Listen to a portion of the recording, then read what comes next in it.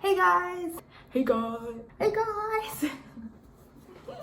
Hey guys, welcome to my video!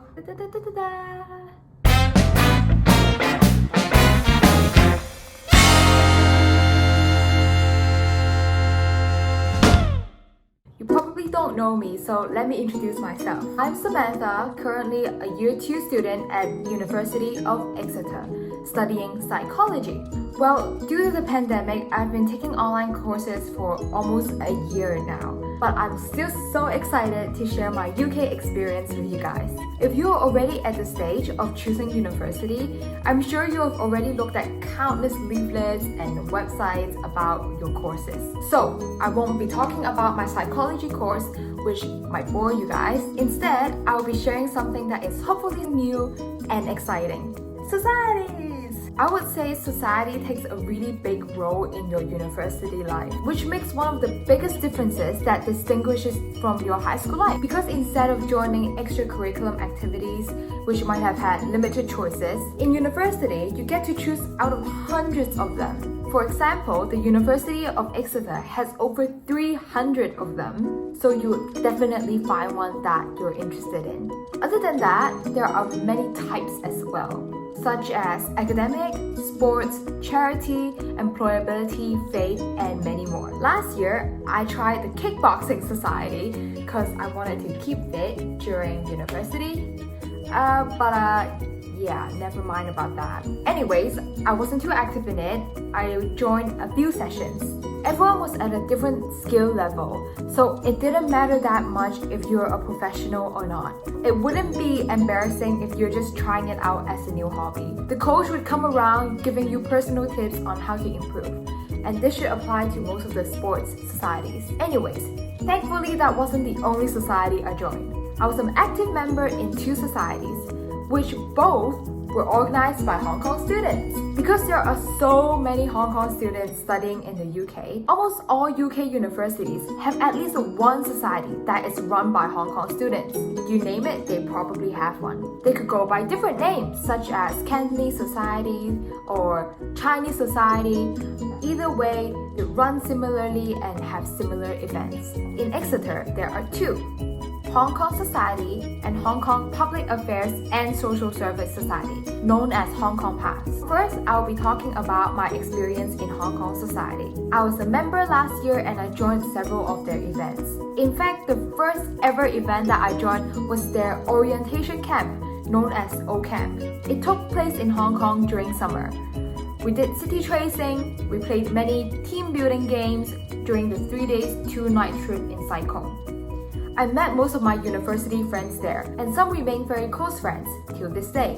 I would highly recommend you to go. No harm in meeting new people, especially if you're moving to a foreign place all by yourself. And how nice is it to be able to meet friends before you even landed in the UK? A very popular event in Hong Kong society is the Nottingham Game. It is an annual sport tournament where Hong Kong societies from different universities would come together in Nottingham to compete in sports. The sports include football, basketball, badminton, volleyball, and cheerleading. I was part of the cheerleading team and we had weekly rehearsals to practice the routine. Then we got to travel to Nottingham to compete. It was a big scale event. As you could imagine, there were a lot of students participating. Therefore, it was a great social opportunity where we could meet people from different universities and expand our social network. Other than that, I had a lot of fun traveling to Nottingham because I stayed there for 2 days to explore the city. So, if you're into the sports that I've mentioned, or if you're just trying out a new hobby, as I did, since I had no experience in cheerleading before, you should go check it out. Usually they start practicing very soon, so keep an eye out in the beginning of the year. Next, they host clubbing events. Yes, clubbing events. Don't tell your parents if they're strict. Joking. Don't lie to your parents. Last year, I went to their Halloween party, which was one of the most memorable events that I've joined because I remember seeing everyone dressed up as either haunted nuns or bloody doctors or just simply messing up their shirt with red paint. I especially enjoyed clubbing events that were organized by Hong Kong students because the environment is more inclusive and you're able to party with a big group of people that you're familiar with. But of course, always look after yourself and your friends during a night out. Lastly, another big event that they have is the variety show. Many Hong Kong societies across UK also host the B show, such as UCL, KCL, Cambridge, Bath, Warwick. The list goes on. It is basically a drama production that consists of the drama team, the dancing team, and the music team. Last year, I joined the dancing team. We had many rehearsals and learned a lot of choreography for this big production. Unfortunately, due to the COVID, the Exeter one was cancelled. But I was still lucky enough to watch the Bath V show last year, and it was so good. So creative and funny and had great music production. You could clearly see how hard the students have worked and the effort they have put in for this show. Great news is, year ones are usually the ones that get to organize it. It will probably be the first big event that you get to plan. If you're into performing art, you wouldn't want to miss this. Now, I'll move on to Hong Kong Pass. I was a member and a subcommittee last year. Subcommittee is basically a group of helpers that assist the society to organize the events. We had to interview to get in, and luckily I got into the social service department. Under the social service department, my job were mostly related to charity and causes. We visited local primary schools in Exeter as helpers to help set up their events. We also had many food sales for fundraising. A particular thing I like about our food sales were that we try to make Hong Kong traditional food every time. We serve tea eggs, egg waffles, tang yuan, and noodles. I remember a foreigner giving us a confused look when we were trying to convince him to eat a tea egg. I hope he liked it. A main mission for Social Service Department was Cultural Connect. We visited a primary school in Exeter and conducted bi-weekly after-school activities for them. We used different culture each session as our theme, and we would teach them arts and craft related to that culture. For the week that I was in charge of, I taught them how to make Japanese flying fish by using tissue rolls. This is definitely on the top of my list as one of my favorite things in year one, because it was very accomplishing to see the students enjoying the lessons that you have planned, and it was very heartwarming to be able to build some friendships with the students over the course of the year. Other than these internal events, we also had some external events, such as City Tracing, hosted by Bath Hong Kong Pass, and Amazing Race, hosted by UCL Hong Kong Pass. During these events, I got to meet many new friends and broaden my social network.